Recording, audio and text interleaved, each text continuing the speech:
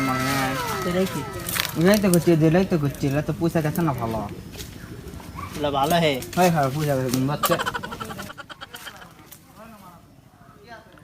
guys আজকে সজীব কমলার খাবার আছে এই দেখেন কমলা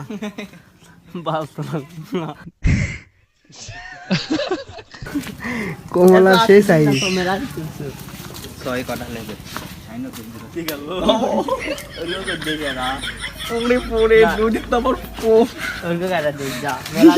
তুমি কি খাচ্ছ দেখাও তো কমলা খাইতাছি দেখো দেখো দেখো একটু এক সেকেন্ড মিষ্টি লয় আম বলে না আম বেরি দে না আমি হ্যাঁ भाई यहाँ पे क्या हो रहा है খাবে না হংকং